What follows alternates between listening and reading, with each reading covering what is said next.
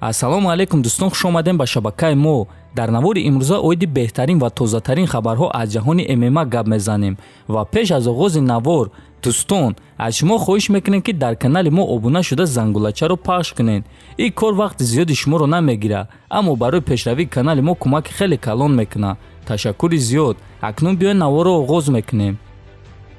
оғоз мекунем аз хабари беҳтарин, махсусан барои мухлисони тоҷик ва мухлисони Муин Гафуров.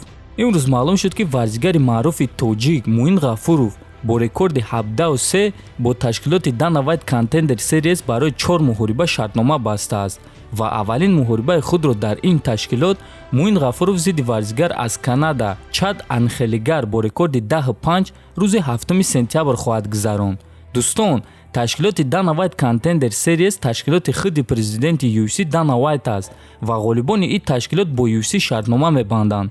барои ҳамин имрӯз акнун бо 100% боварӣ гуфта мешавад ки аз гузаштани Муин Гафуров ба UFC як қадам мондааст. дӯстон, дар навори навбатӣ мо маълумоти пурра оиди рақиби Муин ва худи Муинро пешкаш шумо мекунем. барои ҳамин ҳатман дар канал обуна шавед то ин ки аз ҳама хабарҳои нав бохабар бошед. мо боша ба Муин Гафуров омодагии хуби беосеб ва дебюти бобарор дар ин ташкилот орзумандем. варзигари тоҷик ҷангвари ташкилоти PFL Лоик Раджабов дар саҳифаи инстаграми худ хеле суханҳои хуб ва ҳақиқатро гуфт. Лоик Раджабов дар саҳифаи инстаграми худ ана ҳамин аксро монда чунин навиштааст: фақат талабкуниро ёд нагирен ҳамватанон, дастгириро ҳам ёд гирен. ин танҳо парчами ман нест, балки парчами ҳамаамон аст, гуфтааст Раджабов.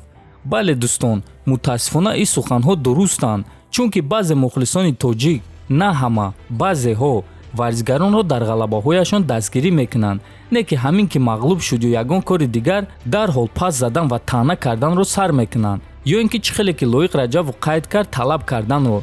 ту бояд ғолиб шавӣ, ту бояд ғолиб мешудӣ, ту набояд ки ин гуна меҷангидӣ. дӯстон, масалан мегирем Конор Макгрегор, бинем ки дар 3 муҳорибаи охири худ ӯ мағлуб шуд, аммо мухлисони ӯ боша баръакс зиёдтар шуданд ва барои чӣ мо чунин корро карда наметонем? мо бояд ҳам дар пастӣ ва ҳам дар баландӣ варзигарони худро дастгирӣ кунем. умедворам ки маро дуруст фаҳмидем. хотиррасон мекунам ки Лоик Раҷабов муҳорибаи навбатии худро аллакай рӯзи 10 июн зидди варзигари доғистонӣ Ахмед Алиев мегузаронад ва биён дӯстон, мо ба Лоик Раҷабов дастгирии худро пеш аз ин муҳориба нишон медиҳем. ба саҳифаи инстаграми ӯ даромада бо суханҳои хуб варзигарамонро дастгирӣ мекунем ва ба ӯ ғалабаи дурахшон орзуманд мешавем. ҳатман дар канал обуна шавед, худтонро эҳтиёт кунед то боздид хонободу сарбаланд бошед.